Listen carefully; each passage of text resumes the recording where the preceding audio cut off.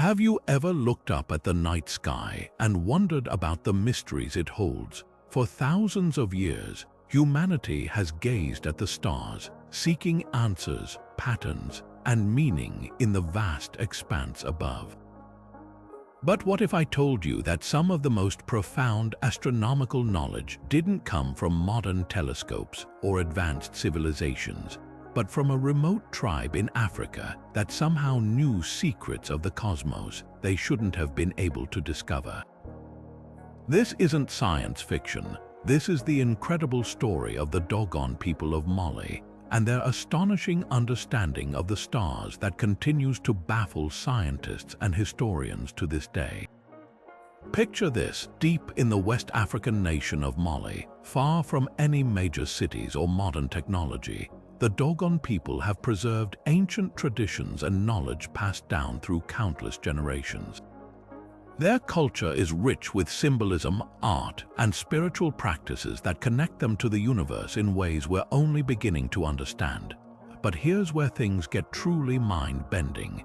These remarkable people have known for centuries about the existence of Sirius B, a dense, invisible white dwarf star that orbits Sirius, the brightest star in our night sky. The problem: Sirius B is impossible to see with the naked eye. It wasn't discovered by Western astronomers until 1862, using some of the most powerful telescopes of the era. So how did the Dogon people know about this celestial companion long before modern science confirmed its existence? Their oral traditions describe Sirius B with precise details. They know it's incredibly dense, that it follows an elliptical orbit around Sirius, and that it takes 50 years to complete a single revolution. This isn't vague folklore, it's specific technical knowledge that matches what we've learned through advanced astrophysics.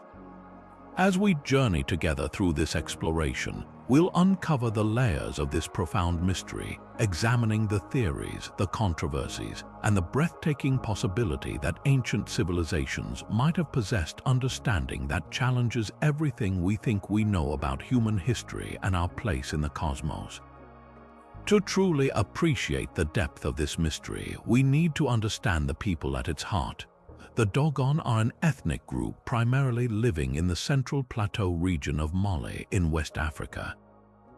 Their home is the breathtaking Bandiagara Escarpment, a massive sandstone cliff that stretches for over 150 kilometers. This dramatic landscape, with its ancient cave dwellings and unique architecture built directly into the cliff face, has been a UNESCO World Heritage Site since 1989. For centuries, this remote and rugged terrain provided a natural fortress, allowing Dogon culture to develop in relative isolation and preserve its traditions from outside influence. Their society is organized around intricate social structures, with a strong emphasis on community, artistry, and a profound spiritual connection to their environment. Central to Dogon life is their system of oral tradition. In a culture without a written language, knowledge is not stored in books but is instead passed down through generations by a select group of spiritual elders known as the Hogon. These custodians of wisdom memorize vast amounts of information covering history, ritual, medicine, and of course, cosmology. This knowledge is transferred through elaborate ceremonies, symbolic dances, and detailed narratives, ensuring that the essence of their understanding is preserved with remarkable accuracy. It's a living library, maintained not on shelves but in the memories and practices of the people. Their entire worldview is interwoven with a sophisticated cosmological belief system that sees the universe as a living, connected entity. At the core of Dogon cosmology is the concept of a cosmic egg from which all things emerged. They believe in a creator god named Amma who fashioned the universe and set the stars in motion. Their spiritual narrative is populated with a pantheon of ancestors and symbolic figures, each representing a different aspect of the natural and celestial world. This isn't just a collection of myths, it's a complex philosophical framework that explains the origins of life, the movement of celestial bodies, and humanity's place within the grand scheme of existence.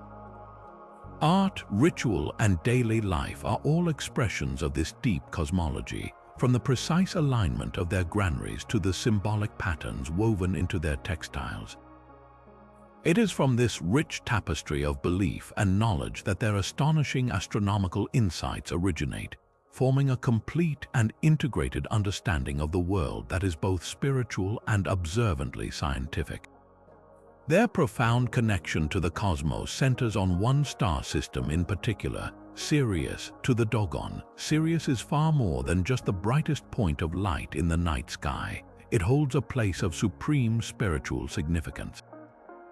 They refer to it as Sigui Tolo, the star of the Sigui, which is associated with their most important and lengthy ceremony, held only once every 60 years. This celebration, which can last for several years itself, is a renewal of the world and a recommitment to the cosmic order.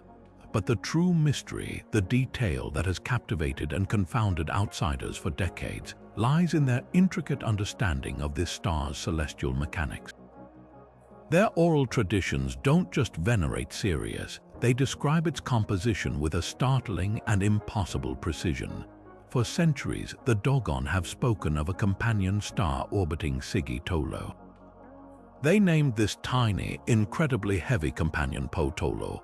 Po means smallest seed in their language, a term for the seed of the Digitaria plant, which is notably tiny, dense, and hard. This name alone is a perfectly apt description of a white dwarf star, an object that has collapsed in on itself, becoming phenomenally dense. Their elders recount that Po Tolo is made of a metal heavier than all the iron on Earth, and that it travels on a 50-year elliptical orbit around its larger, brighter twin. They even describe the exact position of the focus of this orbit. This is not a vague mythological concept, it is a specific, quantitative astronomical account.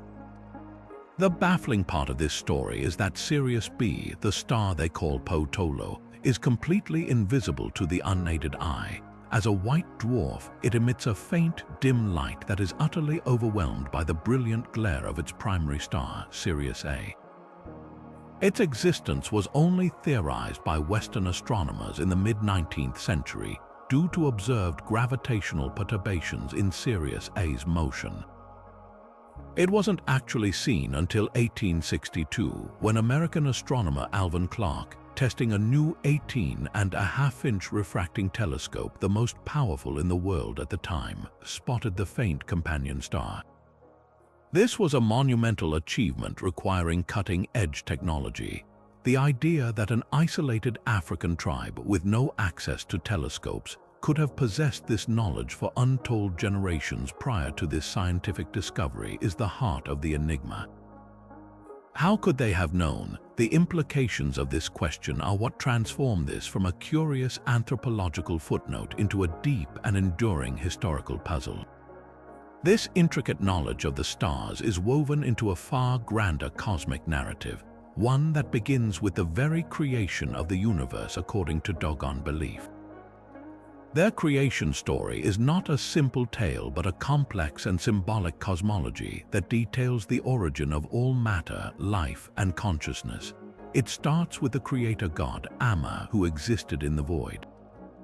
From a single thought, Amma fashioned a primordial egg, a vessel containing the potential for all existence. Within this cosmic egg were the twin essences of all things to come, the male and female principles that would eventually give rise to the entire universe in a great vibrational explosion. This event, described as a spiral motion, echoes the modern scientific concept of the Big Bang in a strikingly poetic way. From this act of creation emerged a host of ancestral beings, but the most pivotal figures in Dogon mythology are without a doubt the Nommo. These are described as amphibious, fish-like beings who arrived from the heavens in a great arc that spun and roared as it descended to Earth. The Nommo are not alien invaders in a science fiction sense. They are divine messengers, the children of Amma, sent to establish order and bring the gifts of civilization to humanity. Their origin, according to the elders, is explicitly tied to the Sirius star system, making them literal star travelers. The Dogon described the arks landing as a traumatic event, causing a great flood and a tremendous wind. But from this chaos, the Nommo brought structure, language, agriculture, and the foundational laws of society. The Nommo are often depicted as masters of water, possessing both human and aquatic features, and are said to have divided their bodies to nourish the people, symbolizing their role as life-givers and sustainers. They are the ultimate teachers, and the profound astronomical knowledge the Dogon possess is attributed directly to these celestial visitors.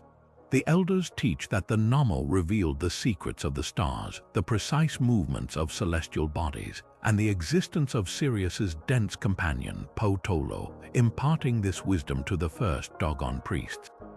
This transmission of knowledge wasn't through books or blueprints, but through a deep spiritual initiation, embedding this cosmic science into the very heart of their culture, rituals, and art.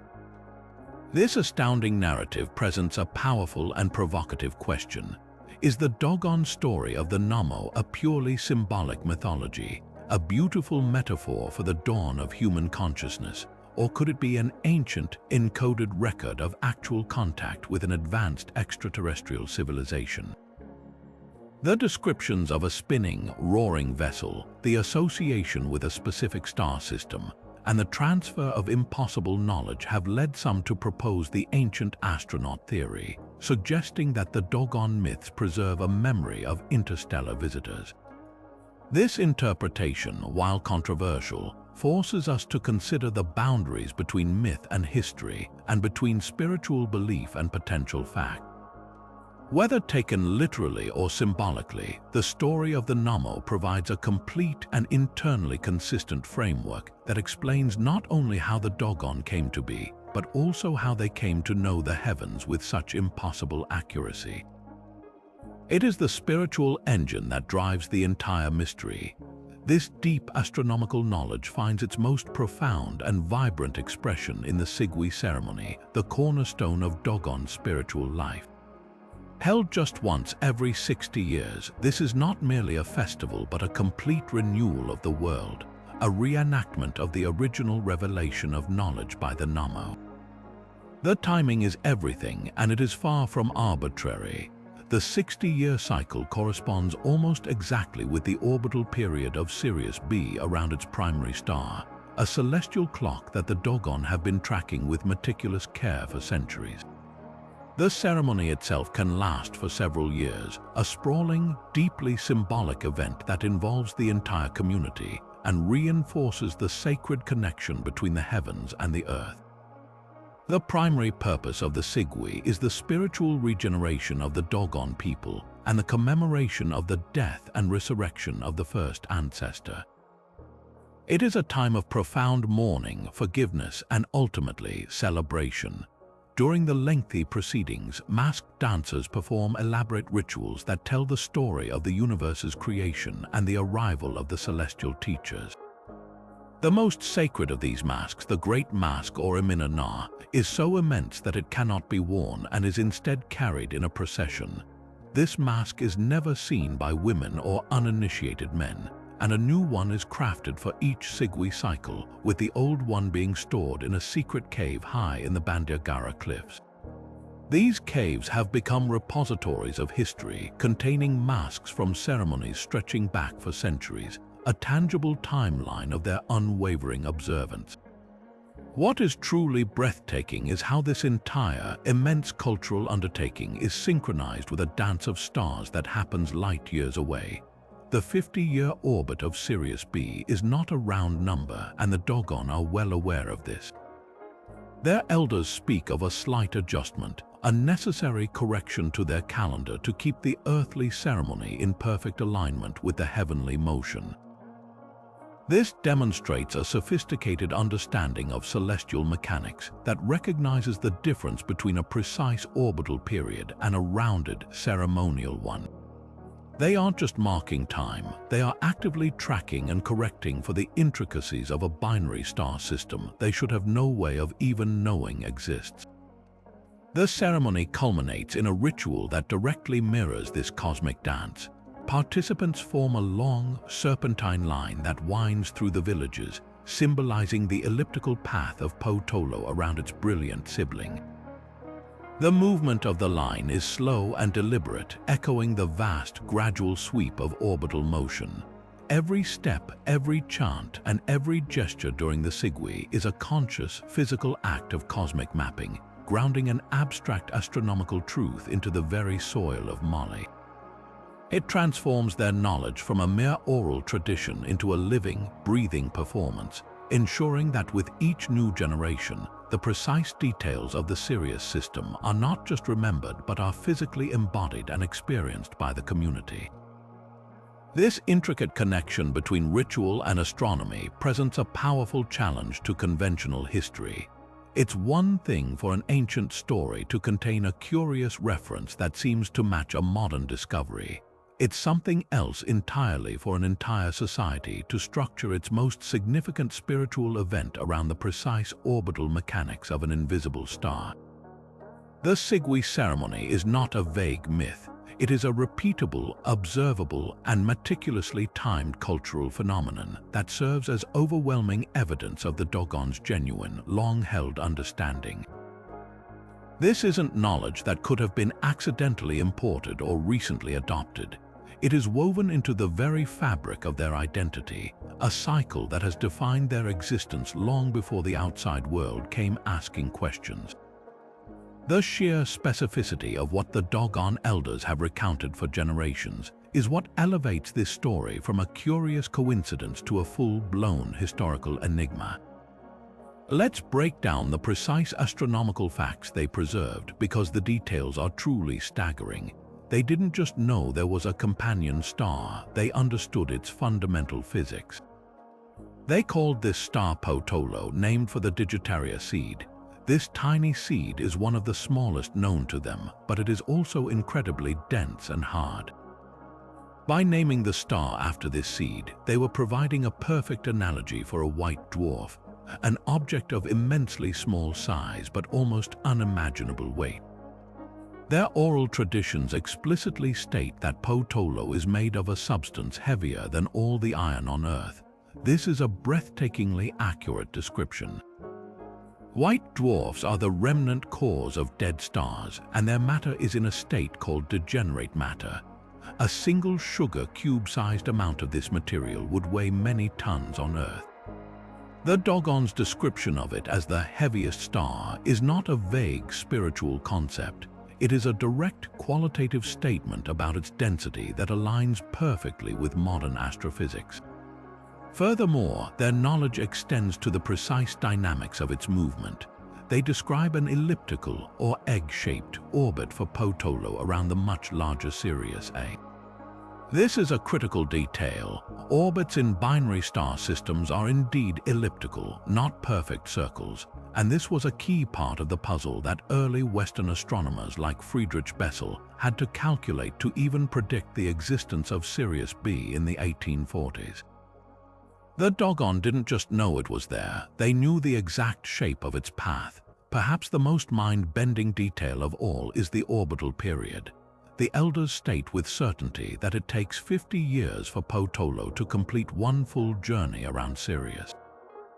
The modern, scientifically measured orbital period is 50.1 years. The Dogon figure is not a rough estimate or a round number, it is astonishingly precise. This isn't a detail that can be guessed through naked eye observation. This is the result of meticulous, long-term tracking of a star that is completely invisible without advanced technology. It implies centuries, if not millennia, of precise record-keeping and a sophisticated understanding of celestial mechanics that we simply do not associate with an ancient, non-technological society. This 50-year cycle is so central to their identity that it forms the basis of their most important ceremony, the Sigui, creating a direct, living link between their culture and the silent, invisible dance of stars trillions of miles away. This brings us directly to the heart of the debate, forcing us to confront a question that has captivated researchers for decades. Are the Nommo purely symbolic figures from a rich mythological tradition, or do the Dogon stories preserve a genuine, ancient encounter with visitors from another world? To even begin to approach an answer, we need to listen closely to the details the Dogon themselves have preserved. Their descriptions are not vague or fairy tale-like. They are remarkably consistent and filled with specific, tangible details that seem to cry out for a literal interpretation. The Nommo are described as amphibious beings, often depicted with both human and fish-like characteristics, who arrived from the sky in a great vessel. This ark, they say, descended with a roaring sound and a spinning motion, landing with such force that it displaced a great deal of earth and water, which correlates with their stories of a great flood accompanying this event. The narrative continues that the Nommo were fundamentally benevolent teachers. They are credited with providing humanity with the foundations of civilization, language, agriculture, social law, and most significantly for this mystery, a deep understanding of astronomy and the cosmos. Their origin, according to the Dogon priests, is explicitly and repeatedly tied to the Sirius star system. This is where the account makes a breathtaking leap from folklore into the realm of the seemingly impossible. How could a people without telescopes know to associate their divine teachers with a specific star system, let alone one with a hidden companion? This precise linkage is the fuel that fires the ancient astronaut theory, which proposes that what cultures around the world remember as gods, angels, or mythical creators were actually technologically advanced extraterrestrial explorers. Proponents of this view, like author Erich von Däniken, who brought these ideas to a mass audience, point to the Dogon story as one of the strongest pieces of evidence. They argue that the description of the landing craft spinning, roaring, and causing environmental disruption sounds less like a magical event and more like the account of a rocket-powered vehicle touching down. The amphibious nature of the Nommo could be explained as a misinterpretation of astronauts wearing sophisticated environmental suits, or even a biological adaptation for a world with different atmospheric conditions. The knowledge they imparted, especially the precise data on Sirius B, is seen not as revealed wisdom but as technical information shared by a more advanced species. In this interpretation, the Dogon myths are not fictional stories but a form of ancient historical record, passed down through generations with remarkable fidelity. However, many anthropologists and historians offer a powerful counterpoint, urging a more symbolic reading of these traditions. They suggest that the Nommo are profound archetypes, representing the fundamental human concepts of creation, nourishment, and the origins of knowledge. Their aquatic nature could be a symbol of the life-giving properties of water, essential for survival in the arid Sahel region where the Dogon live. The Great Flood might represent a cultural memory of actual historical flooding or a purely spiritual concept of cleansing and rebirth. The association with Sirius, the brightest star in the sky, makes perfect sense for a culture that bases its calendar and its most important rituals on celestial cycles. It is the natural home for the most important figures in their cosmology. From this perspective, the story is no less magnificent. It is a sophisticated philosophical framework for understanding humanity's place in the universe, not a literal history of alien contact. The controversy often centers on the work of French anthropologists Marcel Grioul and Germain Dieterlen, who first brought the Dogon's Sirius knowledge to the West in the 1930s and 40s. Skeptics have questioned the accuracy of their translations and interpretations, suggesting that the Dogon may have incorporated this astronomical information from contact with Western visitors before Grioul's arrival.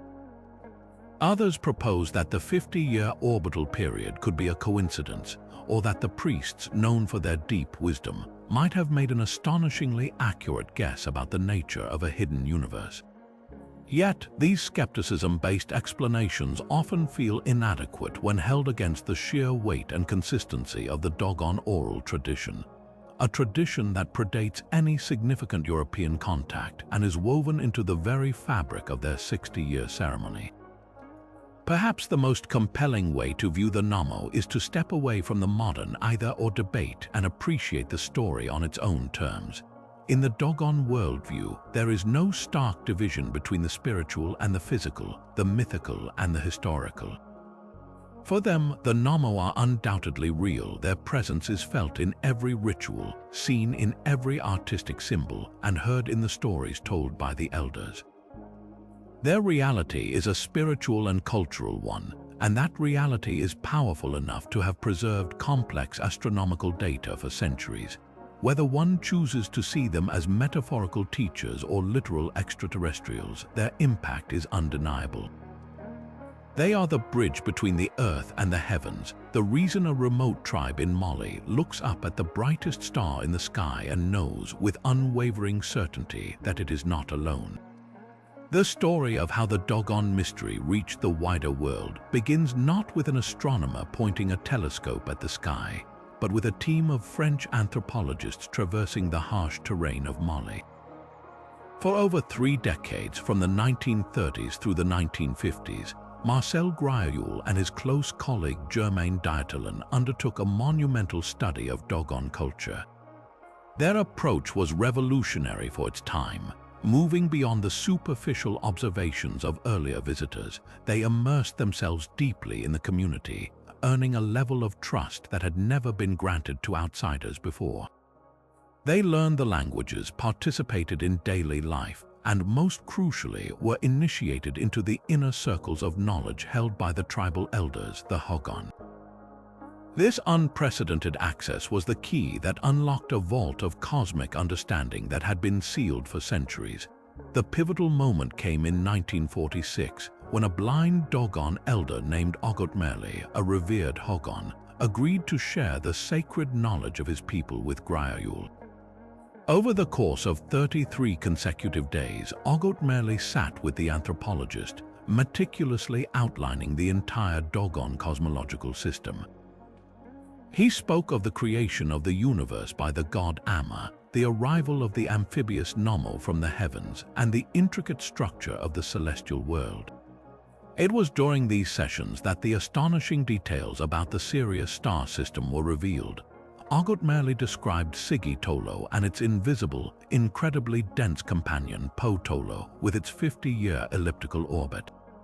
He even drew a detailed diagram in the sand illustrating the star's path, a drawing that Graillou carefully documented. This was not a casual folk tale. It was a formal, systematic presentation of advanced astronomy from a master teacher to a devoted student. The work of Graillou and Dieterlen culminated in a series of profound academic papers, and eventually their seminal 1965 book, The Pale Fox, which laid out the Dogon cosmology in breathtaking detail. It was this publication that introduced the Western world to the full scope of the mystery. The scientific community was both fascinated and deeply skeptical. How could their claims be verified? The anthropologists were relying on their own translations and interpretations of complex spiritual concepts. Almost immediately, questions arose about potential contamination. Had the Dogon somehow learned about Sirius B from European travelers or missionaries before Graillou's arrival? Critics pointed out that the 50-year orbital period was public knowledge in the West after its calculation in the previous century, opening the door to the possibility of the information being transferred to the tribe and then incorporated into their existing myths. This skepticism, while a necessary part of the scientific process, often overlooks the sheer depth and integration of this knowledge within Dogon culture. Graillou and Dieterlen did not report on a single, isolated story. They documented a complete and coherent system of belief where the knowledge of Sirius B was inextricably linked to their agriculture, their calendar, their art, and their most sacred 60-year ceremony. The argument that this was a recently adopted piece of trivia fails to explain how it became so thoroughly and seamlessly woven into the very identity of the people in such a short time. Furthermore, the Dogon descriptions went beyond the basic facts known in the 1930s. They included symbolic associations and philosophical meanings that had no correlate in Western astronomy, suggesting an indigenous development over a much longer period. The legacy of Grioyul and Dietylin is therefore a complex and dual one. On the surface, they are the messengers who brought an incredible puzzle to the world's attention. But their work has also been at the center of the controversy ever since, subjected to intense scrutiny and debate. Were they impeccable scholars who recorded an ancient truth, or were they perhaps too eager to believe, inadvertently leading their informants or misinterpreting the symbols they so painstakingly documented? Despite the criticisms, the meticulous nature of their 3-decade-long study lends their account a powerful weight. They provided the first and most detailed window into a worldview that challenges our conventional understanding of history, ensuring that the quiet knowledge of the Dogon elders would echo around the globe and spark a mystery that continues to captivate us today. Of course, the most straightforward explanation, and the one most favored by mainstream academia, is one of cultural transmission. This theory posits that the Dogon's astonishing knowledge of Sirius B isn't ancient at all, but was instead acquired through contact with Westerners in the decades before Marcel Grioyul and Germain Dietylin began their work in the 1930s. The timing, proponents argue, is simply too convenient to ignore. By the time Grioyul sat with Ogot Merli in 1946, the basic facts about Sirius B had been known to Western science for over 80 years. Its existence was predicted in 1844, and it was first observed through a telescope in 1862. This information was published in academic journals and astronomy books, and it would have been circulating in educated circles, including among the European colonists, missionaries, and travelers who were increasingly present in West Africa from the late 19th century onward. The primary mechanism for this proposed transfer of knowledge is thought to be missionaries. Christian missions were established in the region by the late 1800s, and these missionaries were often among the few Europeans who made a sustained effort to learn local languages and engage with indigenous cultures in order to spread their faith. It's entirely plausible from this viewpoint that a well-educated missionary, perhaps fascinated by astronomy himself, might have shared the wonder of this recent astronomical discovery, a tiny, super-dense companion to the brightest star in the sky, with the locals. This incredible story, so perfectly aligned with the Dogon's own celestial-focused spirituality, could have been eagerly absorbed and then expertly woven into the existing tapestry of their myths by the Hogon, the spiritual elders. The Dogon are masterful integrators of symbolism.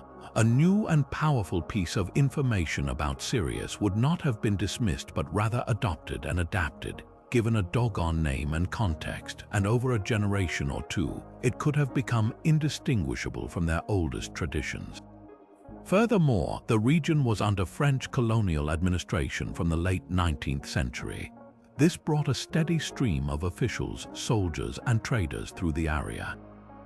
While the Dogon Plateau was remote, it was not completely isolated. Some skeptics suggest that a passing colonial officer or an educated traveler, perhaps during a conversation under the spectacular Malian night sky, might have pointed up at Sirius and casually mentioned the invisible dwarf star circling it.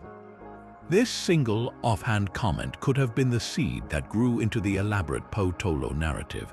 The theory gains some traction from the fact that the Dogon also have accounts of other planets in our solar system, like Jupiter having moons or Saturn having rings, which were also modern discoveries at the time. This pattern suggests a potential source who was sharing a general overview of contemporary Western astronomy, rather than a deep, indigenous knowledge spanning millennia. The strength of the cultural transmission theory lies in its simplicity and its reliance on documented historical contact. It doesn't require a rewriting of human history or the intervention of alien visitors. It simply suggests that ideas can travel and be adopted in fascinating ways. It frames the Dogon not as passive receivers but as active, creative curators of knowledge, taking a fascinating scientific fact and making it their own, embedding it into their rituals and giving it profound spiritual meaning.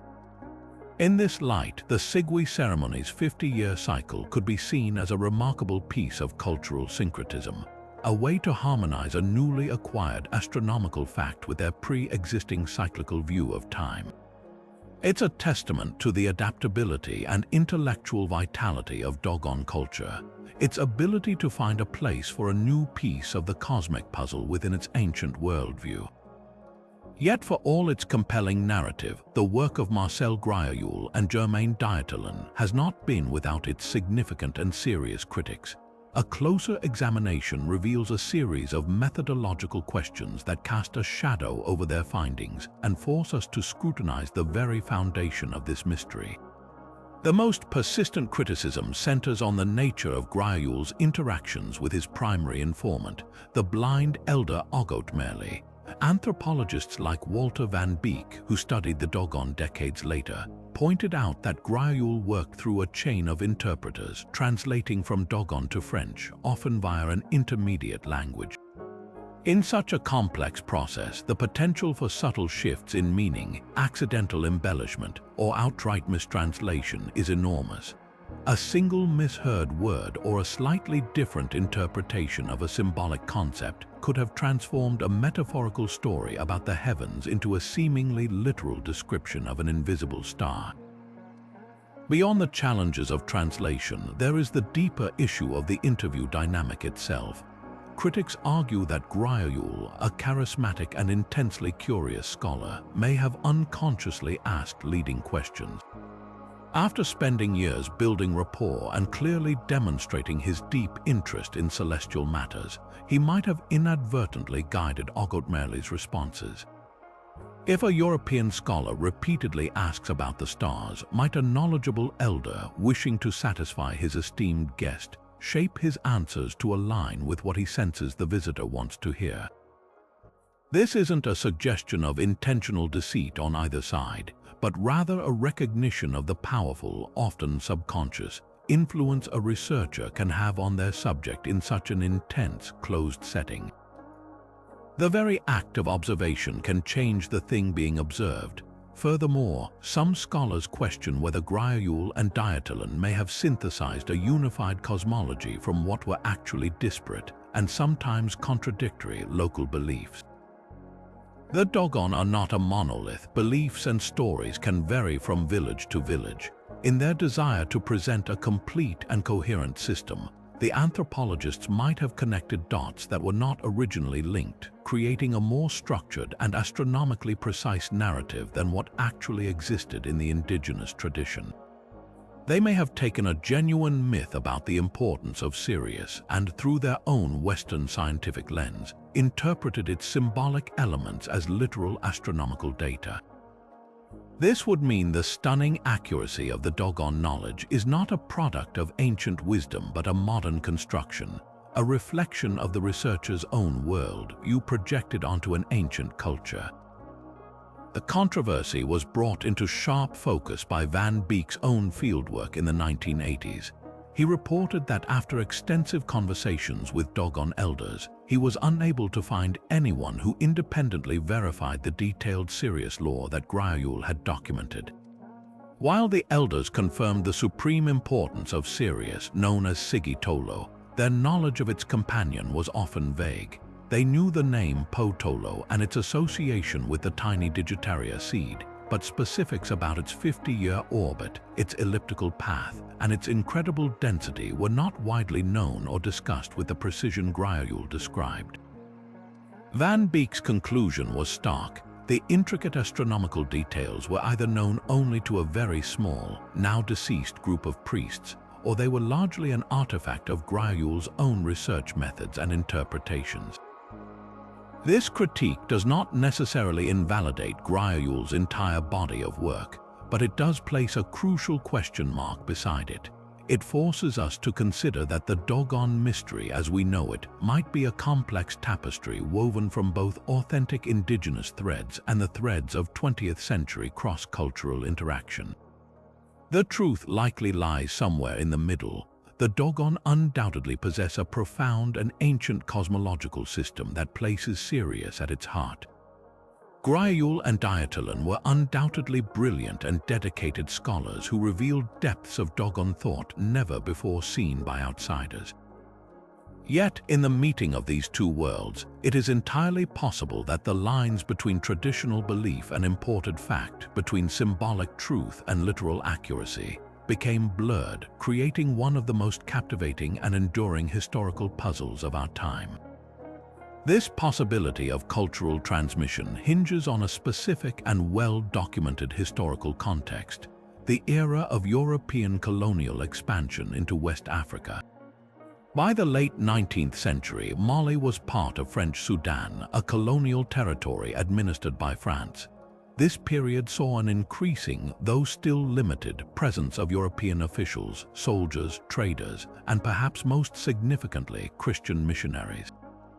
These individuals were the primary vectors for the exchange of ideas, and it is within this framework that the theory of borrowed knowledge gains its footing. The key question is not just if such contact occurred, but what specific kind of information could have been shared and how seamlessly it might have integrated into the existing Dogon worldview. Missionaries are often pinpointed as the most likely conduits for this astronomical knowledge. Unlike transient traders or military personnel, missionaries were dedicated to long-term stays within communities.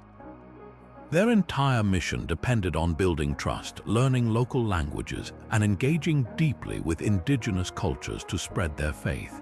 A well-educated Jesuit or Protestant missionary, trained in the classics and the sciences, would have been precisely the sort of person to possess a working knowledge of the exciting astronomical discoveries of the age. Imagine a scene, a European missionary sitting with Dogon elders under the breathtakingly clear African night sky, a perfect canvas for discussing the heavens. Pointing to brilliant Sirius, he might have shared the wondrous tale of how Western scientists, using powerful new telescopes, had deduced the existence of a tiny, super-dense companion star circling it, a discovery that proved the universe still held magnificent secrets. For the Dogon, whose entire spiritual identity was already intrinsically linked to Sirius, this new information would not have been seen as foreign or scientific, but rather as a stunning validation and elaboration of their own deepest beliefs. It would have been a missing piece of their own cosmic puzzle. The Hogon, the spiritual elders revered as the keepers of all knowledge, would have been the ones to receive and process this information. Recognizing its profound resonance with their own traditions, they would not have simply written it down. They would have done what oral cultures have done for millennia. They would have absorbed it. They would have given this new star a Dogon name, Potolo, associating it with the densest, smallest seed they knew. They would have woven its 50-year orbit into the sacred timing of their Sigui Ceremony. In this way, a piece of early 20th century Western astronomy could have been transformed within a single generation into an ancient-seeming pillar of Dogon cosmology, its foreign origins fading into obscurity until an anthropologist came asking questions decades later. The timeline for this potential transfer is crucial and surprisingly tight. Sirius B was first observed in 1862, but detailed knowledge of its 50-year orbital period was refined and published in European academic circles in the subsequent decades. The peak period for the establishment of Christian missions in the interior of French Sudan was between the 1880s and the 1920s. This provides a window of several decades where this specific astronomical knowledge was available in the West and could have been carried into the region by educated visitors. This time frame directly precedes the work of Gryayul and Diatalon, who began their research in the 1930s. By the time they arrived, any borrowed knowledge would have had ample time to be fully assimilated, explained in native terms, and passed down to new initiates as a core, unquestioned part of their tradition, making its origins virtually undetectable to the tribe itself and presenting as an ancient mystery to the outside researchers. This intricate celestial knowledge finds its most practical and breathtaking application in the Dogon calendar, a complex and beautifully interwoven system that synchronizes the rhythms of human life with the grand cycles of the cosmos. Far from a simple tally of days, their calendar is a masterpiece of cultural astronomy, seamlessly blending lunar months, the solar year, and the 50-year orbit of Sirius into a single, cohesive framework. Its sophistication reveals a deep, hands-on understanding of mathematical patterns and celestial mechanics, demonstrating that their astronomy was not just theoretical but was lived and experienced in their daily and ceremonial existence. At its foundation, the Dogon operate with two primary, interlocking calendar systems.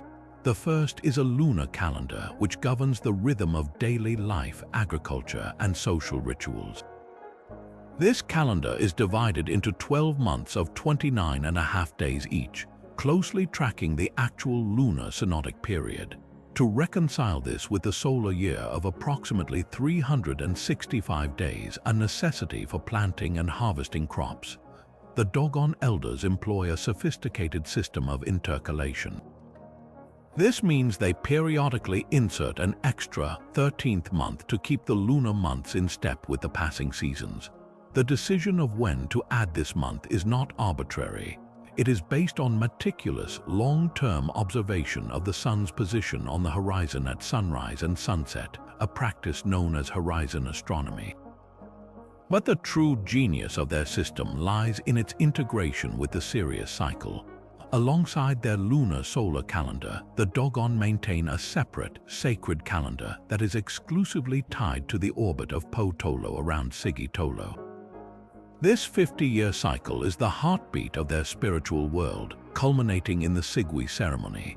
The challenge of harmonizing a 50-year celestial cycle with a 365-day solar year is a complex mathematical problem, one that the Dogon acknowledge and have actively solved.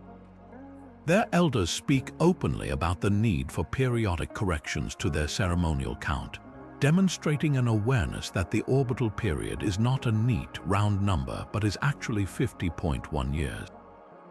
This indicates a profound conceptual grasp of the fact that celestial motions are not always perfectly aligned with the human desire for round numbers.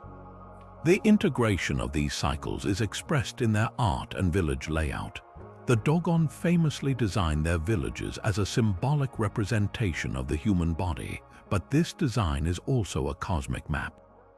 The central public space, the Jinnah or men's assembly house, is often aligned with celestial directions.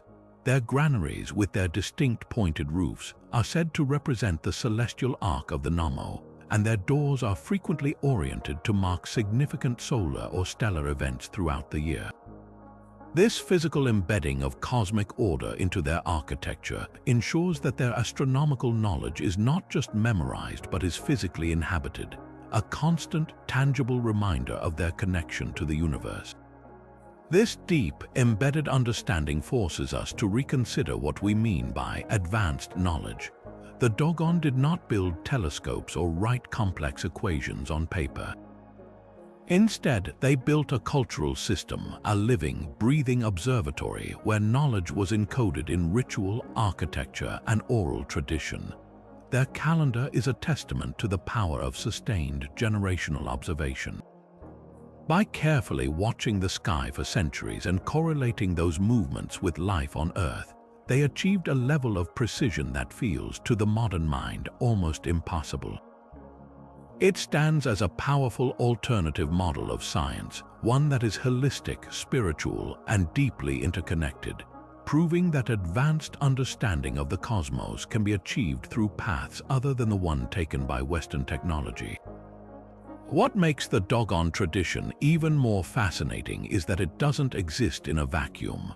When we pull back the lens to look at ancient cultures across the globe, a compelling pattern begins to emerge, a pattern of sophisticated and sometimes inexplicable astronomical knowledge that echoes the Dogon understanding. The ancient Egyptians, for instance, held Sirius in similarly high esteem. They called it Sopdet, which the Greeks later renamed Sothis. To the Egyptians, the first pre-dawn reappearance of Sirius each year, known as its heliacal rising, was a moment of supreme importance. It signaled the imminent annual flooding of the Nile River, the lifeblood of their civilization, and marked the beginning of their new year. Their entire agricultural and ritual cycle was, much like the Dogon Sigui, synchronized with this celestial event. This profound connection to a single star is a powerful parallel, but the similarities run even deeper. The Egyptians also possessed a detailed understanding of a three-star system for Sirius, a concept documented in their temple text. While mainstream Egyptology interprets this as a symbolic or mythological trinity, some researchers see a potential correlation with the Dogon's own knowledge of the Sirius system, which includes not just Sirius and B, but a third, larger star they call Emya. This is not to suggest a direct historical link between Mali and the Nile Valley, separated by vast distances and millennia, but rather to highlight a shared human impulse to anchor the most critical aspects of life, food, time, and divinity, to the most reliable clock available, the motion of the stars.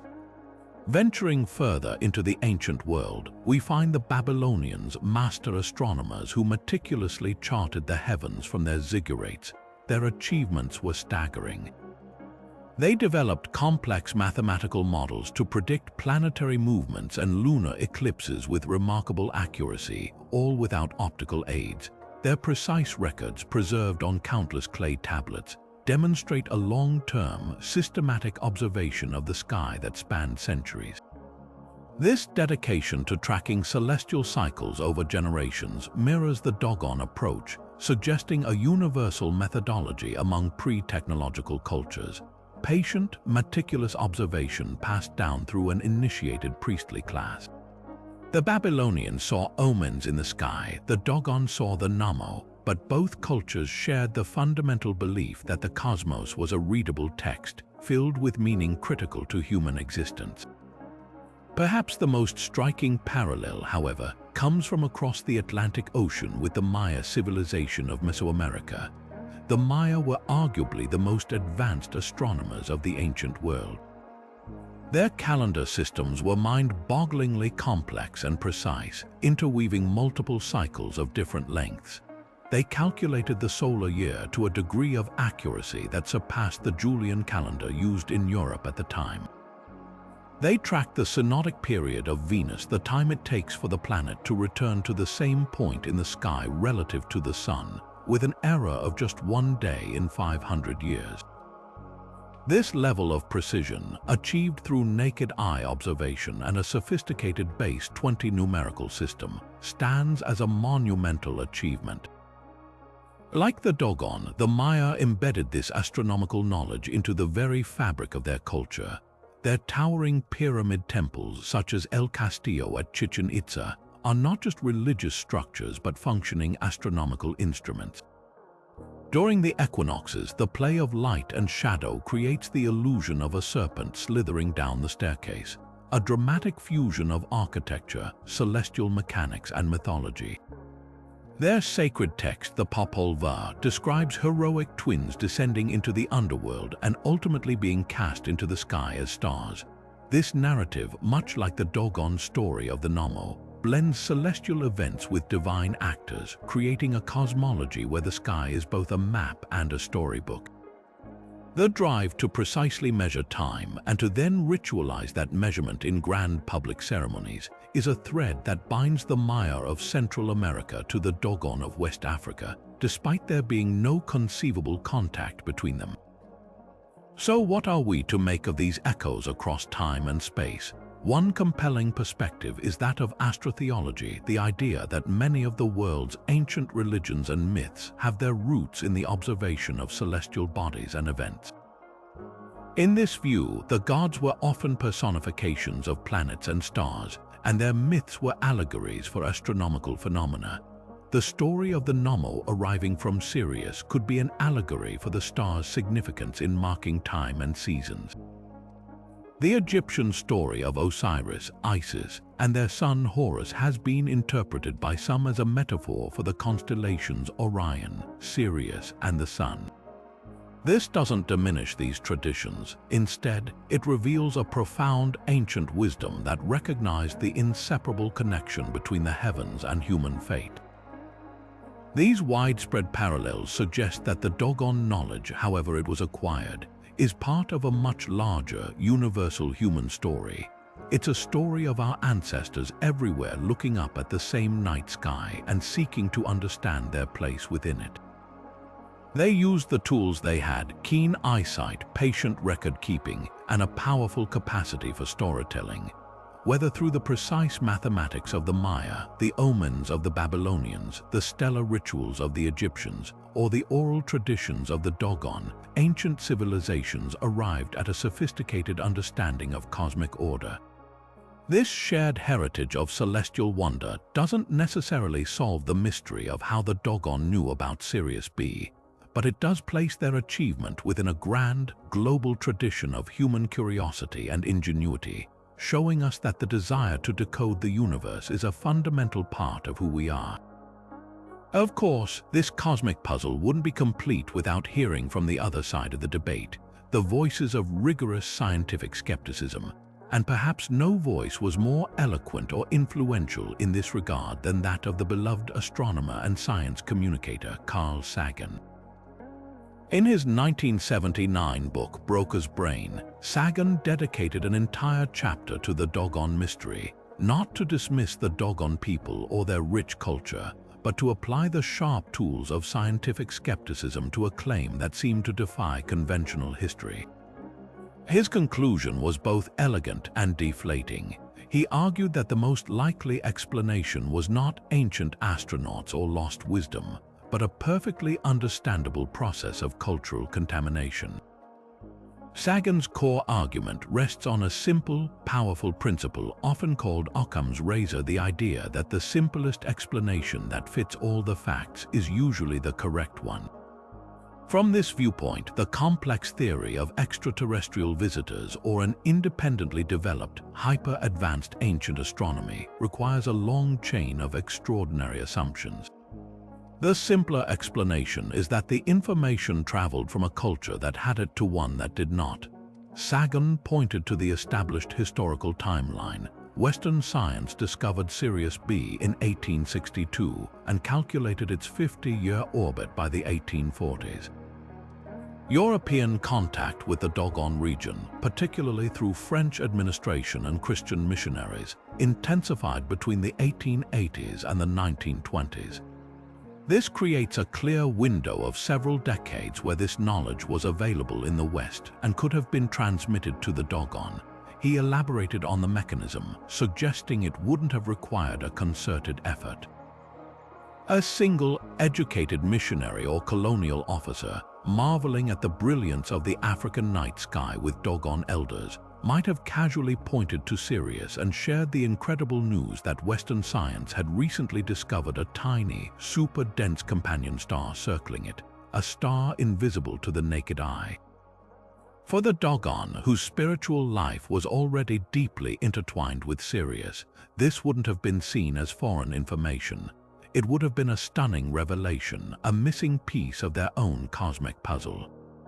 The Hogon, the esteemed keepers of knowledge, would have naturally and expertly integrated this profound new fact into their existing mythological framework, giving it Dogon names and meanings until its Western origins were completely forgotten within a generation or two. Sagan bolstered his case by highlighting what he saw as a critical flaw in the ancient knowledge theory. If the Dogon truly possessed such advanced astronomical insight for millennia, passed down through an unbroken oral tradition, why was their knowledge so narrowly focused? They knew stunningly specific details about Sirius B, but their cosmology was silent on other equally impressive astronomical facts that would have been just as accessible to dedicated ancient sky watchers. For instance, they showed no recorded knowledge of the 4 large moons of Jupiter or the rings of Saturn, which are also invisible to the naked eye but were discovered by Galileo around the same era with his early telescope. A culture that had received a comprehensive education from star-faring visitors would presumably have been given a broader tour of the solar system. The fact that their impossible knowledge seemed to perfectly mirror the specific discoveries made by European astronomers in the 19th century pointed strongly toward a modern terrestrial source. Sagan wasn't alone in this view. Other skeptics, like anthropologist Walter van Beek, who studied the Dogon in the 1980s, reported that he could not independently verify the detailed Sirius lore that Gryule had documented decades earlier. Van Beek found that while the Dogon revered Sirius, the intricate specifics of its companion's orbit and density were not widely known among the elders he spoke with, leading him to question the universality of Gryule's claims. This skepticism doesn't accuse Gryule of fabrication, but it does raise the possibility of a perfect storm of factors. A brilliant anthropologist deeply eager to uncover profound secrets, working through complex chains of translation, potentially asking leading questions, and interacting with knowledgeable elders who may have, consciously or not, shaped their answers to satisfy the curiosity of their esteemed European guest. In this light, the Dogon mystery becomes less about ancient aliens and more about the complex, sometimes messy, interaction between two very different cultures meeting under the same stars. This brings us to a crucial and often overlooked aspect of the mystery, the incredible mechanism of the Dogon oral tradition itself. In a world without written language, the preservation of complex knowledge across centuries is a monumental achievement, one that requires a system of remarkable precision and discipline. For the Dogon, this system is not a casual passing down of stories. It is a rigorous, formalized process of education and memorization, designed to protect the integrity of information from the distortions of time. At the heart of this process are the spiritual elders, the Hogon, who act as the living libraries of their people. Becoming a Hogon is not a matter of election or birthright. It is a lifelong path of intense study and initiation. From a young age, selected individuals are apprenticed to master teachers, learning not just the stories but the precise words, rhythms, and cadences with which they must be recited. This method of knowledge transfer relies on a multifaceted approach that engages multiple senses and forms of memory. Information is encoded into elaborate songs and chants, where the melody and rhythm act as mnemonic devices, locking sequences of information into a fixed and unforgettable pattern. It is etched into symbolic art and intricate sand drawings, providing a visual anchor for abstract concepts. Most importantly, it is embedded within ritual performance. During ceremonies like the Sigui, every dance step, every gesture with a mask, and every movement of a procession is a physical enactment of a cosmic truth. By tying astronomical data to a repetitive, physically performed ceremony that occurs on a fixed cycle, the Dogon created a self-correcting mechanism. Each performance is a rehearsal of the knowledge, ensuring that the details of an orbit or the nature of a star are not just remembered but are physically embodied by the entire community, generation after generation. We can see the power of this system in other ancient cultures that maintained accurate long-term records without writing. The Aboriginal peoples of Australia, for instance, preserved detailed navigational and genealogical knowledge across thousands of years through songlines, complex songs that describe landscapes and star paths. However, this oral method, while powerful, also has its inherent limits and vulnerabilities. The primary risk is the gradual drift of meaning, a phenomenon linguists call cultural translation. Over centuries, a story about a heavy star could evolve from a metaphorical description of importance into a literal statement about density. A description of a star's movement as swift or slow could be misinterpreted over generations and calcified into a specific number of years. Without a written check, there is no original text to refer back to, leaving the tradition potentially susceptible to a slow, unconscious evolution of its core facts. This is where the Dogon system shows its sophistication, employing checks and balances to combat this drift. Knowledge is not held by a single person but is distributed across a council of elders. To be accepted as truth, a recitation must be confirmed by multiple hogons, creating a system of consensus that helps identify and correct individual errors in memory. Furthermore, the knowledge is compartmentalized. Not every elder knows every detail. Specialists might be responsible for specific cosmological or historical narratives, ensuring a depth of expertise in each area that acts as a bulwark against generalization or simplification. This intricate, multi-layered system of oral preservation is a testament to human ingenuity. It demonstrates that the accurate transmission of complex information over vast stretches of time is not impossible. It simply requires a culture to dedicate immense resources and structure its entire society around the task of remembering. Whether the source of the Sirius knowledge was celestial visitors or a conversation with a missionary, the Dogon oral tradition provided the perfect, highly refined vessel to carry that specific and shocking information intact into the modern era, presenting a puzzle that continues to challenge our understanding of history and human capability. Beyond the powerful words of their oral tradition, the Dogon left behind a tangible, physical record of their beliefs, etched into the very cliffs they call home and carved into the objects of their daily and ceremonial life. This archaeological and artistic evidence provides a silent yet compelling testimony to the depth and antiquity of their cosmic understanding. Scattered across the Bandiagara escarpment are ancient cave paintings, some believed to be over 700 years old, that depict symbolic figures and celestial patterns.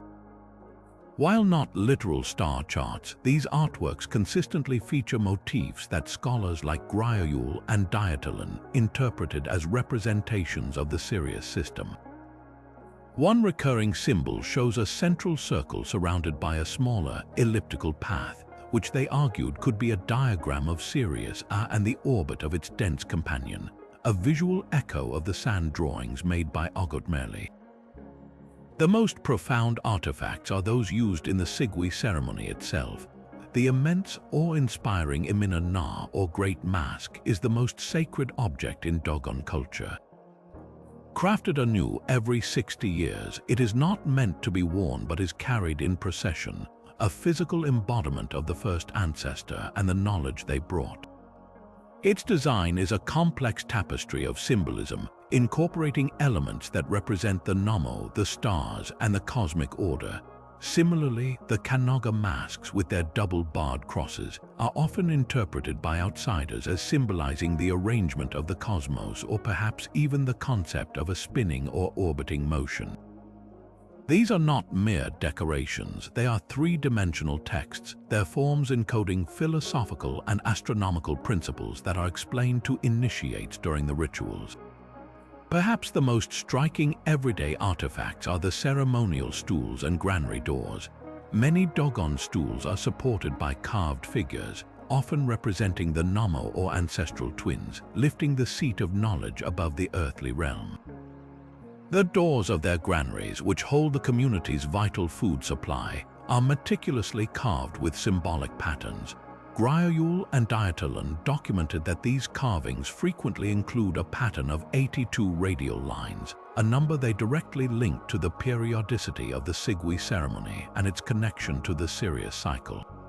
The granaries themselves, with their pointed thatched roofs, are said to symbolize the arc of the Nommo that descended from the heavens, meaning the very structures used to store physical sustenance are also monuments to celestial nourishment. For those who believe the Dogon knowledge is genuinely ancient, this physical evidence is crucial. It suggests that their astronomical understanding is not a recent addition, but is deeply embedded in material culture that predates significant European contact. The style and weathering of the oldest cave paintings, the traditional methods of mask and door construction that have been used for centuries, all of this forms an archaeological stratum that supports the notion of a long-held indigenous tradition. The art and artifacts become a permanent, non-verbal record, corroborating the stories told by the elders and providing a timeline that stretches back well before the 19th century. They transform the mystery from a debate about words into an examination of objects, offering a silent, enduring argument for the authenticity of the Dogon's incredible connection to the stars. Modern astronomy has turned its powerful instruments toward the Sirius system, not to validate an ancient mystery, but to understand the physics of one of our closest stellar neighbors. In doing so, it has created a fascinating and complex dialogue with the Dogon traditions, offering both stunning confirmations and new, challenging puzzles. The existence of Sirius B itself is no longer in question. It is a textbook example of a white dwarf star, the remnant core of a once larger star that has exhausted its nuclear fuel and collapsed into an incredibly dense sphere of degenerate matter. Measurements confirm its mass is roughly equal to that of our Sun, yet it is compressed into a volume no larger than the Earth.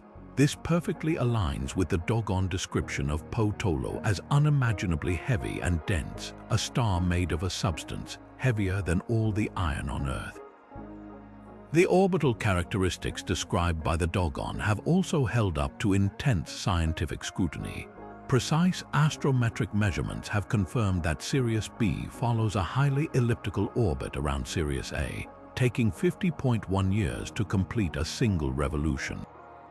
The fact that the Dogon oral tradition cites a 50-year cycle is not a mark against its accuracy, but rather a demonstration of their practical understanding.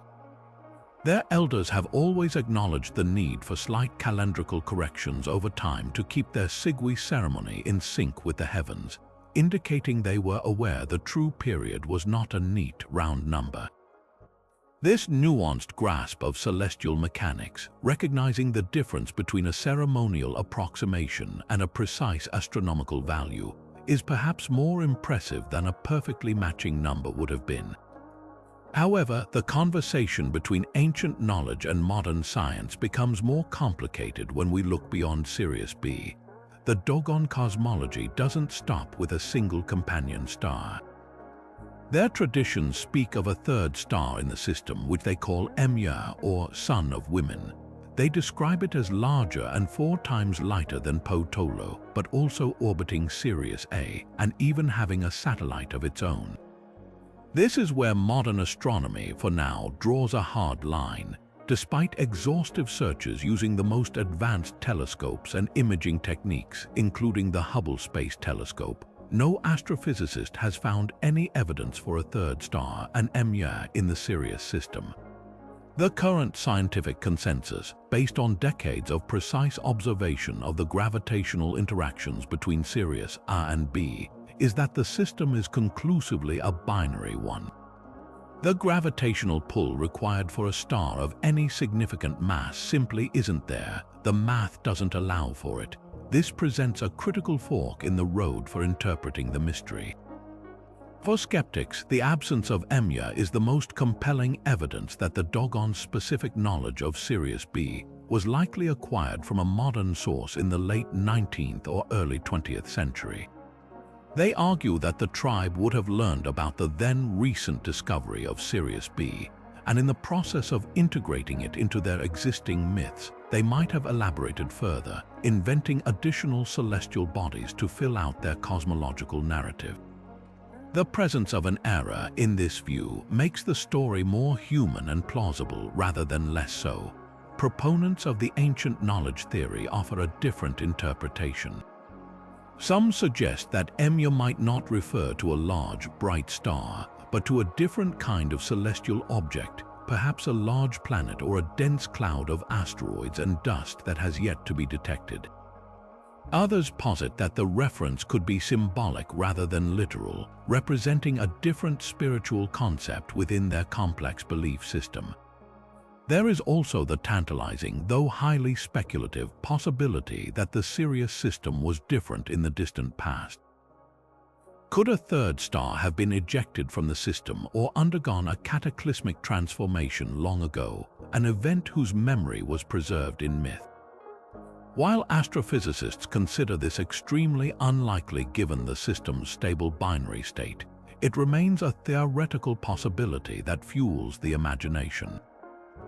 What is undeniable is that the core of the Dogon claim the existence, density, and orbital dynamics of Sirius B has been resoundingly verified by science. The aspects that have not been confirmed serve not to discredit the entire tradition, but to deepen the intrigue. They force us to ask what parts of an oral tradition are meant to be taken as literal astronomy and what parts are profound philosophical allegory. The dialogue between the Dogon elders and the astrophysicists continues not in person, but across the pages of scientific journals and anthropological texts. Each new discovery about white dwarfs or binary star systems is unconsciously tested against this ancient African knowledge, a silent tribute to a people who, by whatever means, looked deep into the heart of a star system and saw a truth that would take the rest of the world centuries to find. Yet for all the intrigue Griaule and Dietalen's work generated within academic circles, it remained a relatively obscure anthropological curiosity. That all changed in 1976 with the publication of a book that would catapult the Dogon Mystery from scholarly journals into the center of global popular culture. Author Robert Temple, then a young prodigy with a background in Sanskrit and linguistics, took the anthropologist's findings and synthesized them into a radical new thesis in his book, The Sirius Mystery.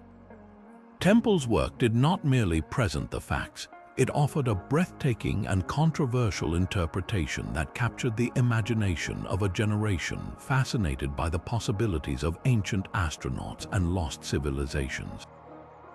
Temple's central argument was as bold as it was simple.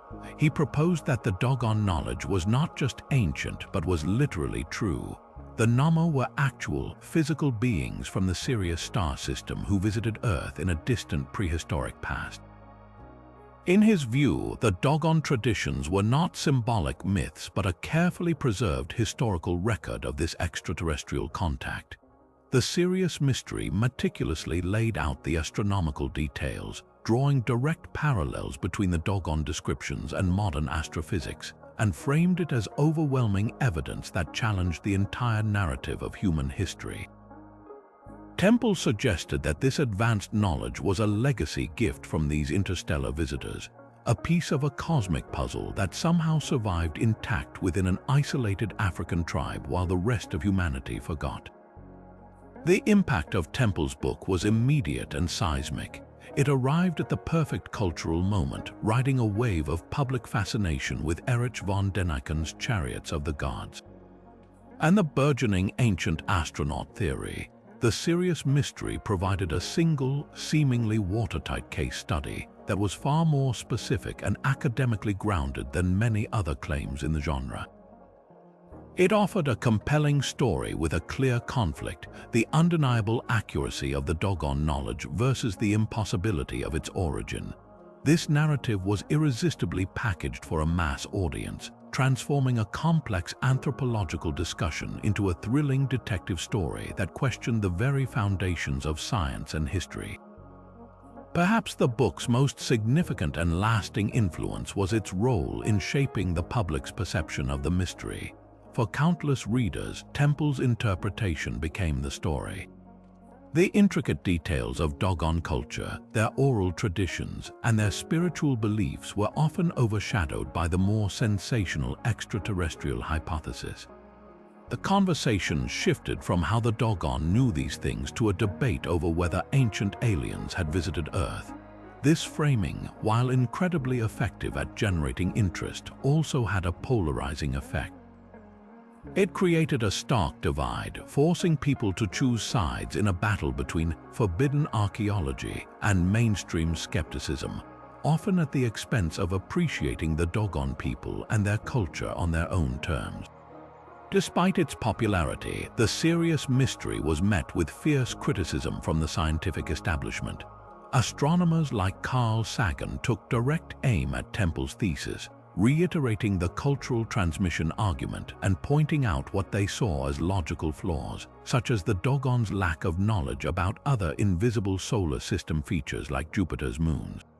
Scholars also questioned Temple's interpretations of ancient Sumerian and Egyptian texts, which he used to build a case for a wider pattern of Sirius worship, arguing that his translations were selective and often stretched to fit his predetermined conclusion. These critiques were powerful, yet for the public, the sheer romance of Temple's idea often proved more compelling than the dry, skeptical rebuttals. The book's legacy, therefore, is a deeply dual one. It is credited with introducing millions to a fascinating anthropological puzzle, but it is also criticized for arguably simplifying and sensationalizing that same puzzle, forever linking the dignified Dogon people with the contested and often frivolous world of ancient astronaut theory. While the theories of cultural transmission and ancient astronauts have dominated the conversation, there exists a third, perhaps more profound, possibility that asks us to reconsider the very capabilities of ancient human observation and intuition. What if the Dogon's knowledge wasn't borrowed or given, but was instead the product of their own sustained, multi-generational study of the night sky, refined through a unique cosmological lens? This perspective doesn't require visitors from other stars. It asks us to appreciate the immense power of dedicated human curiosity operating over centuries. Consider the conditions under which the Dogon lived for generations. Their home on the Bandiagara escarpment offers some of the clearest, most unpolluted night skies on the planet, far from the light haze of modern cities. For people whose lives were intimately tied to agricultural cycles and celestial events, the sky was not a distant abstraction but a practical, daily tool and a spiritual canvas. Generations of Hogons, serving as both priests and scientists, would have meticulously tracked the movements of every bright star, noting subtle shifts in position and brightness with a patient precision that modern science, reliant on technology, has largely forgotten. This was a long-term scientific project passed down from master to apprentice, with each elder adding his own lifetime of observations to the collective understanding. The key to this theory lies in the concept of gravitational perturbation, the very same method used by German astronomer Friedrich Bessel to predict Sirius B's existence in 1844. Bessel noticed that Sirius itself was moving through space with a slight but distinct wobble, an irregularity in its path that could only be explained by the gravitational tug of an unseen, massive companion. Is it so impossible to imagine that the Dogon, watching this brightest of stars with unwavering dedication for hundreds of years, might have also detected this subtle anomaly? While they wouldn't have had the mathematical framework of Newtonian physics to explain why it was happening, they could have empirically observed that it was happening. Through decades of comparing Sirius's position to other fixed stars, a pattern might have emerged, a faint, cyclical dance perceptible only to those who knew the sky with intimate, lifelong familiarity.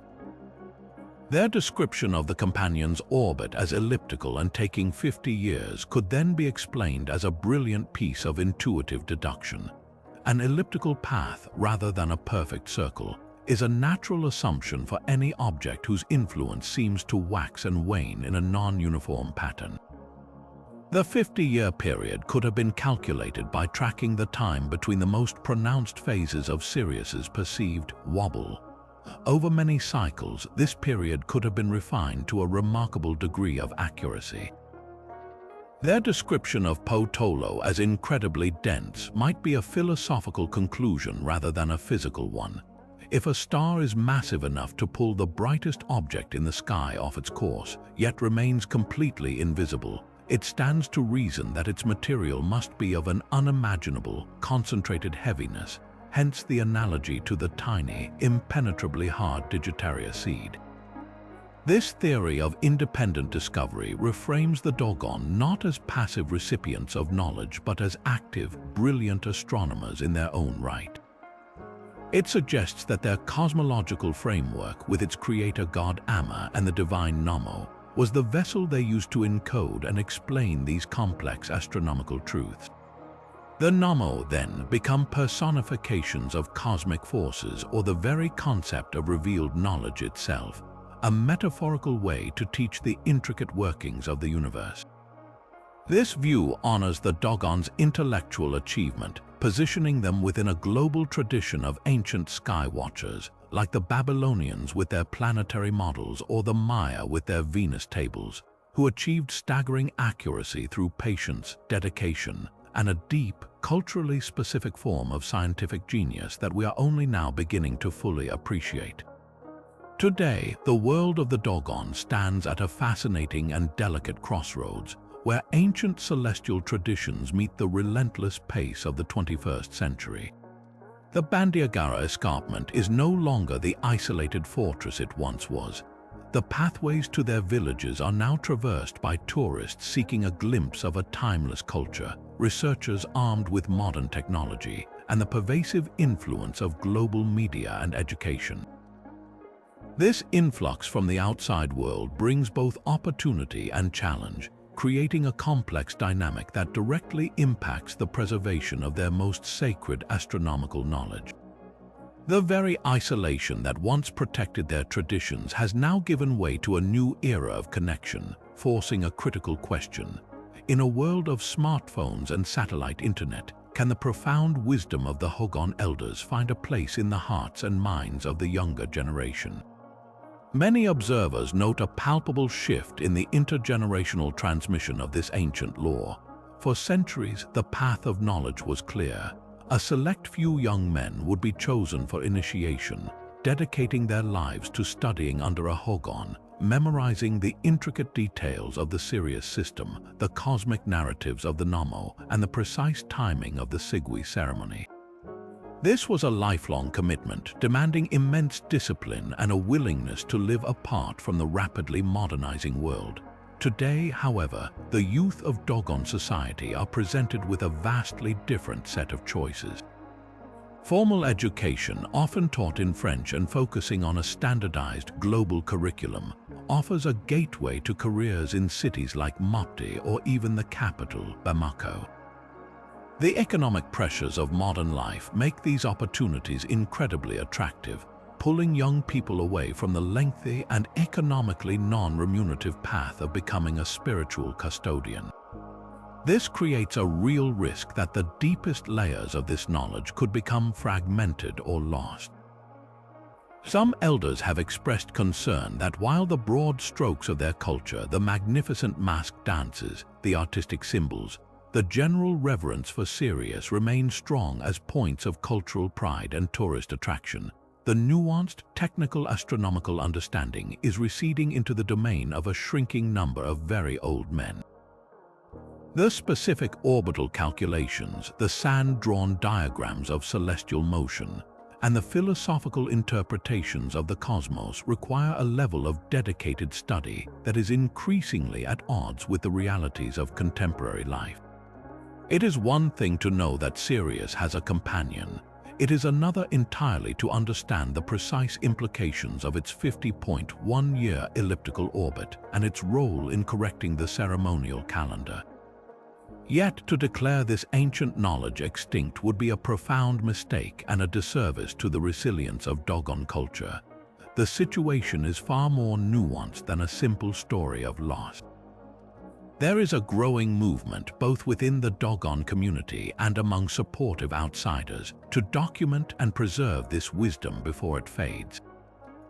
Anthropologists and linguists are now working collaboratively with elder Dogons, not to extract information as in the past, but to help create digital archives, recordings of the chants, videos of the rituals, and detailed transcriptions of the cosmological narratives.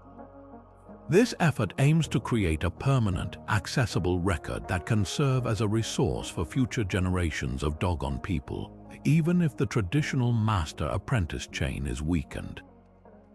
Furthermore, the very essence of Dogon identity remains deeply tied to the stars. The Sigui Ceremony, while now sometimes adjusted for practical reasons and even witnessed by tourists, continues to be practiced. Its power as a unifying cultural force endures. Younger Dogon who may not know the astrophysical details still understand that their most important ritual is connected to the longest cycle of their most important star. The symbols of the Nommo and the Sirius system are everywhere, in their art, their architecture, and their daily lives, acting as constant, tangible reminders of a cosmic connection. This embedded cultural memory is a powerful force for preservation, ensuring that even if the deepest scientific specifics become the specialty of a few scholars, the fundamental worldview that produced them remains a living, breathing part of what it means to be Dogon. The challenge and the hope for the future lie in finding a new balance where education and economic opportunity can coexist with the preservation of a unique and breathtaking understanding of our universe. Perhaps the most human dimension of this entire mystery lies not in the stars above Molly, but within the fundamental wiring of our own minds. While the theories of ancient astronauts and cultural transmission battle for supremacy, a third, deeply insightful perspective invites us to turn the telescope inward, to examine the powerful psychological engines that drive us to find, or perhaps create, meaning in the world around us. Our species is hardwired for pattern recognition. It's a survival skill that allowed our ancestors to connect the changing seasons with animal migrations, to link specific cloud formations with coming storms. This incredible ability to connect dots is what built civilization, but it also comes with a fascinating side effect. Sometimes we connect dots that aren't actually there, a phenomenon psychologists call apophenia. This tendency to perceive meaningful connections between unrelated things is at the heart of many historical mysteries. Our brains are essentially magnificent, high-powered prediction machines, constantly sifting through noise in search of signal. When we encounter a coincidence, our cognitive wiring often rejects the notion of random chance. It feels deeply unsatisfying, even illogical. We are storytellers by nature, and a story requires cause and effect, not a random accident of timing. So, when we learn that the Dogon speak of a 50-year orbital cycle and modern science confirms a 50.1-year cycle, our minds instinctively leap to a causal link. The staggering unlikelihood of such a coincidence feels in itself like proof of a deeper connection. We are compelled to ask how, but we rarely sit comfortably with the answer. It could just be a fluke. This is where another powerful cognitive bias, known as confirmation bias, takes the stage. Once a compelling narrative takes hold, like the idea of the Dogon possessing impossible knowledge, our minds actively seek out and prioritize any information that supports that theory, while unconsciously minimizing or dismissing evidence that contradicts it. A researcher captivated by the ancient astronaut hypothesis might focus intensely on the accurate description of Sirius B's density, framing it as the central, undeniable proof. Meanwhile, the Dogon's mention of a third star in the system, Emya, for which there is no astronomical evidence, might be subtly explained away as a later addition, a symbolic element or a misunderstanding, thus preserving the core of the attractive theory. We all do this. We filter complex information through the lens of the story we've already decided is most compelling. The narrative surrounding the Dogon is a perfect storm for these psychological forces. It combines several elements that are incredibly potent for the human imagination: a remote, seemingly pure culture untouched by modernity, a dramatic revelation by a wise, blind elder, and a secret knowledge that challenges the authority of established science.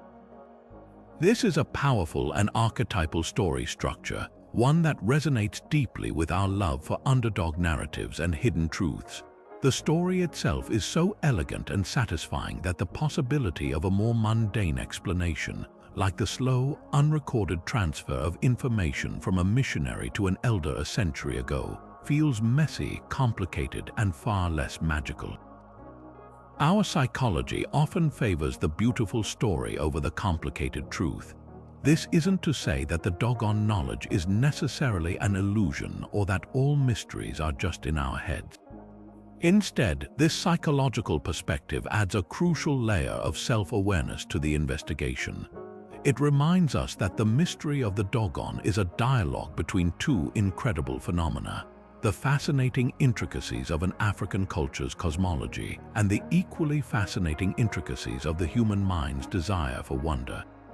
When we look up at Sirius, we are not just seeing a star, we are projecting our own deep-seated needs for meaning, for connection, and for a universe that is filled with magic and intelligence.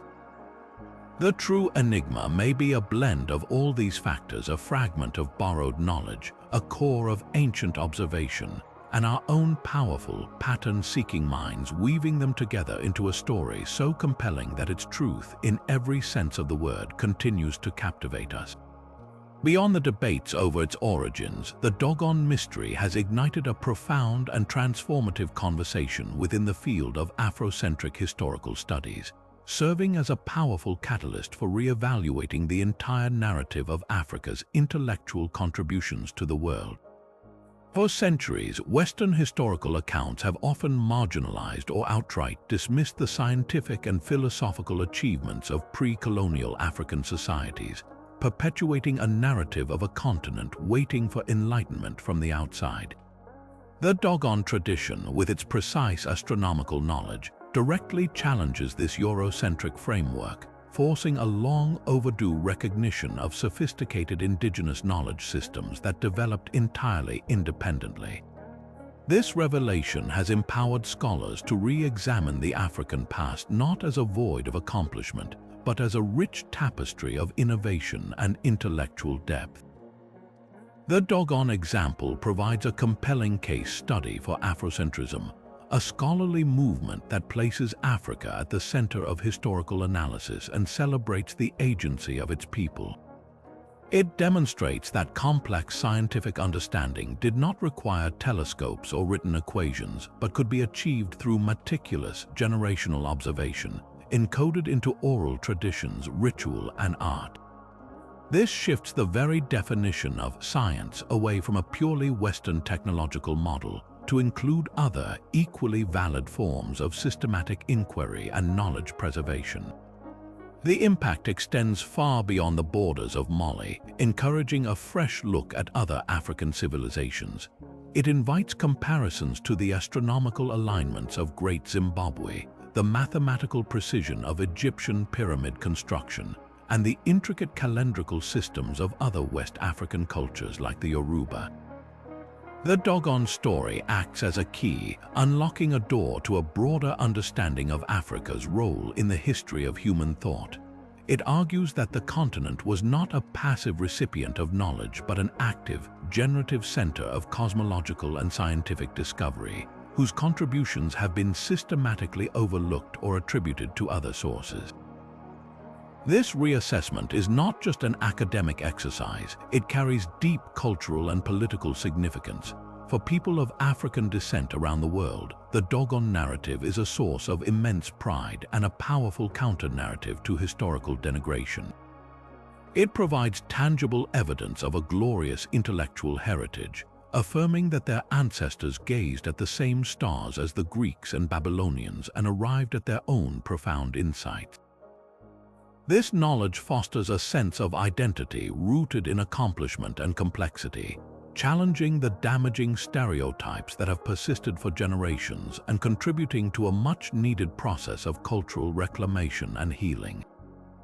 Ultimately, the true value of the Dogon Mystery for Afrocentric studies may lie less in proving a specific ancient source for their knowledge and more in its undeniable demonstration of Africa's capacity for high scientific achievement.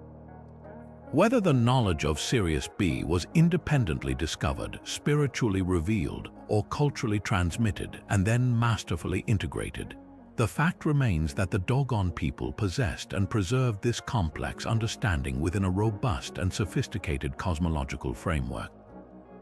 This alone stands as a monumental intellectual achievement, forcing the world to acknowledge that the history of astronomy, and indeed the history of science itself, is incomplete without a full and respectful accounting of Africa's enduring star-filled legacy. This profound disconnect between the Dogon understanding of the cosmos and the Western framework used to analyze it reveals a fundamental tension, a clash not just of facts but of entire ways of knowing. At its core, the controversy is an epistemological conflict, a deep disagreement about the very nature of knowledge itself, how it is acquired, and how its truth is validated. The Western scientific method, which arrived in Mali with the anthropologists and the skeptics, is built on a foundation of empiricism, falsifiability, and repeatable experimentation. Its power lies in its ability to isolate variables, test hypotheses under controlled conditions, and demand tangible, measurable evidence that can be independently verified by any observer anywhere. From this perspective, a claim about an invisible star is only considered valid if it can be proven through the lens of a telescope or the mathematics of orbital dynamics. The burden of proof is immense, and the standard of evidence is purely physical. Indigenous knowledge systems, like that of the Dogon, operate on a profoundly different but no less sophisticated set of principles. Here, knowledge is not separate from the knower. It is holistic, interwoven with spirituality, community, oral history, and a deep, experiential connection to the environment. Its validity is not determined by a single, repeatable experiment in a lab, but by its endurance and utility across generations. Does this knowledge help the community predict seasons for planting? Does it provide a stable, meaningful cosmological framework that guides social and spiritual life? Does it resonate with the lived experience of the people and align with the wisdom passed down from the ancestors? For the Dogon, the proof of their Sirius knowledge is evident in the successful, cyclical celebration of the Sigui Ceremony for centuries, a ritual that harmonizes their society with the heavens. The knowledge is true because it works, because it has meaning, and because it is an inseparable part of their cultural and spiritual identity. The conflict arises when these two systems collide, and one is inevitably used to judge the other. Science, in its modern Western form, often positions itself as the ultimate arbiter of truth, the gold standard against which all other claims must be measured.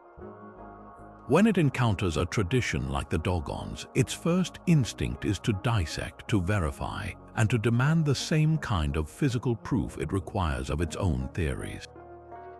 The inability to provide this proof within the scientific framework is then often interpreted as a failure of the tradition itself, casting it into the realm of myth, coincidence, or, as in the Dogon case, suspected cultural contamination. This approach can unintentionally dismiss the intrinsic value and internal coherence of indigenous knowledge, reducing a complex, culturally embedded wisdom to a set of data points to be confirmed or debunked. Conversely, from the perspective of a traditional knowledge system, the scientific demand for physical proof can seem reductive and even arrogant. It can feel like asking someone to prove the existence of love by presenting a brain scan, or to validate a symphony by reducing it to a mathematical waveform. It misses the point. The knowledge of the Dogon is not merely informational, it is experiential, performative, and deeply symbolic. Its truth is multifaceted. The story of the Nommo is not just an account of a historical event. It is a vessel for teaching moral principles, ecological balance, and humanity's place in the cosmos. The scientific question, did it happen exactly like this, might be less relevant than the cultural questions. What does this story teach us, and how does this knowledge help us live better lives? The Dogon controversy becomes the perfect case study in this struggle. Scientists like Carl Sagan applied the razor of Occam's principle, seeking the simplest explanation that fit the measurable facts, cultural transmission. For them, this settled the matter, but for those who respect the integrity of indigenous epistemology, this explanation can feel insufficient, as it sidesteps the deeper question of how the Dogon, within their own system of knowing, could have developed such a precise and integrated understanding. It overlooks the possibility that their methods, generational observation, ritual enactment, and symbolic encoding, might constitute a valid form of science in their own right, a science of meaning and relationship rather than one of isolation and control. This isn't to say that these two ways of knowing are entirely incompatible or that one must be chosen over the other. A more productive path forward involves seeking a dialogue based on mutual respect, where each system is acknowledged for its unique strengths and limitations. Western science excels at explaining the material mechanics of the universe, the how.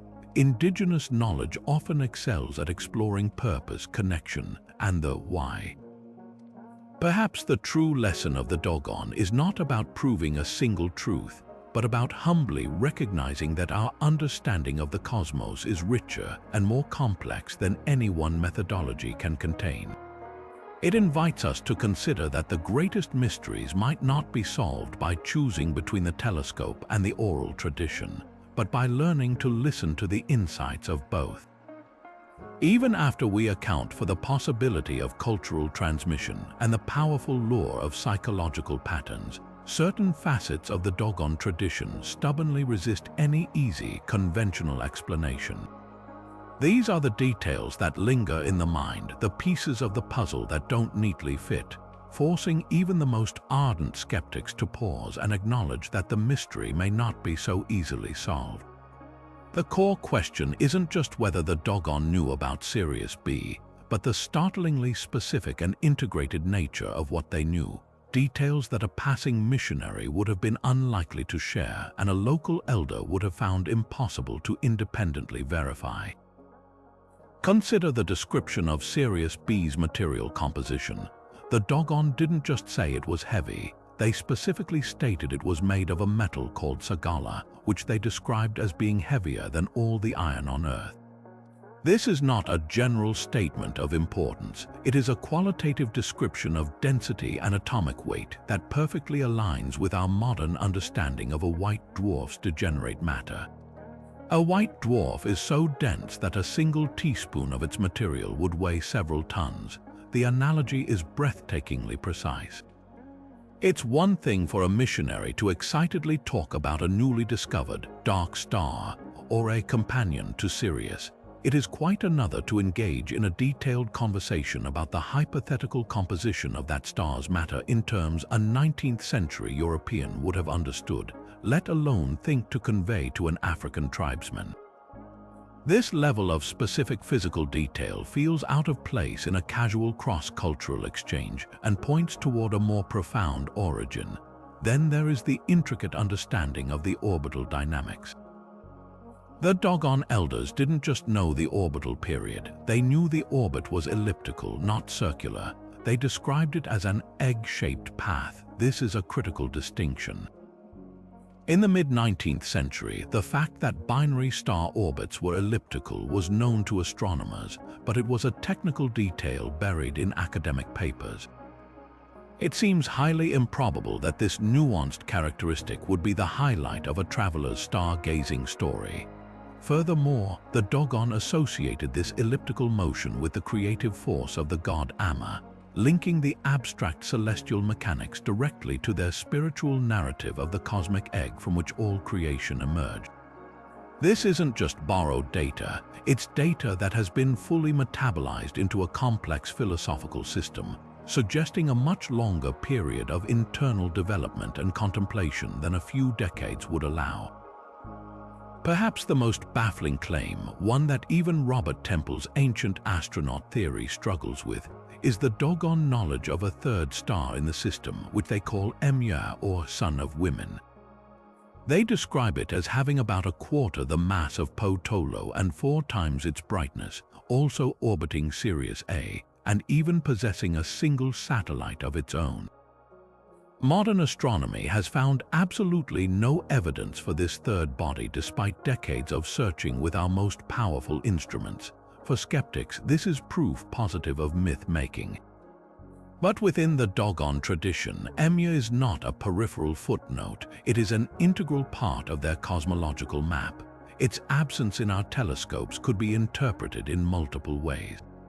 It could be a complete invention elaborating on the initial borrowed idea of Sirius B, or it could point to something else entirely, a large yet undiscovered planet in the system, a dense cloud of asteroid debris, or even a symbolic representation of a different astronomical concept that we have failed to decode. The fact that they envisioned a complex multi-star system at all, whether correct or not, demonstrates a cosmological thinking that far exceeds a simple regurgitation of a single Western fact. This leads us to the final and perhaps most compelling unanswered question: the sheer depth of integration. The knowledge of Sirius B is not a standalone factoid in Dogon culture. It is the beating heart of their entire societal rhythm, inextricably linked to the 60-year cycle of the Sigui Ceremony, their most important ritual of renewal. This isn't a piece of information that was merely added to their existing beliefs. It is the central gear around which their concept of time itself turns. The argument that this profound and complex integration happened in the short span between potential European contact and Gryul's arrival strains credibility. Cultural absorption of external ideas happens, but it usually leaves traces, rough edges, inconsistencies, or a clear point of origin in recent memory. The Dogon tradition surrounding Sirius shows none of this. It feels ancient, seamless, and utterly foundational to their identity, as if it has always been there, woven into the very DNA of their culture since time immemorial. This deep, structural integration remains the most powerful argument for those who believe we are not hearing a borrowed lesson, but the enduring echo of a lost and forgotten astronomy, a testament to a forgotten chapter in humanity's long quest to understand the stars. And so we arrive at the heart of the matter, standing before a puzzle that refuses to offer a simple solution.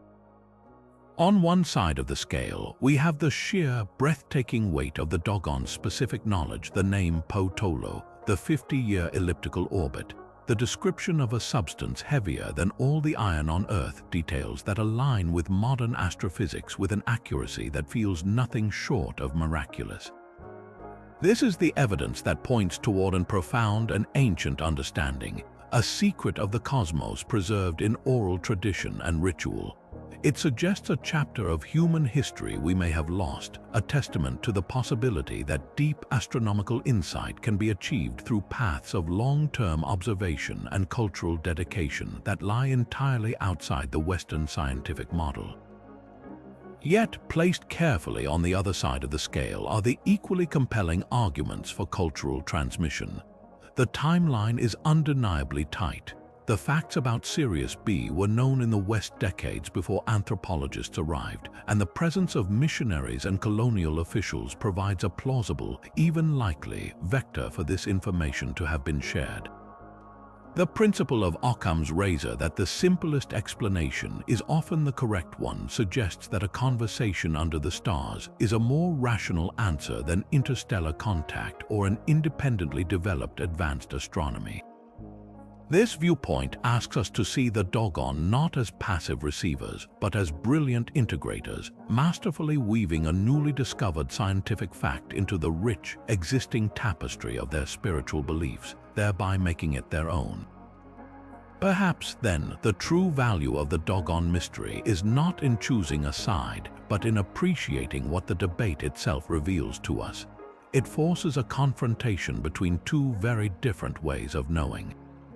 Western science demands empirical, falsifiable evidence proof from a telescope or a mathematical equation.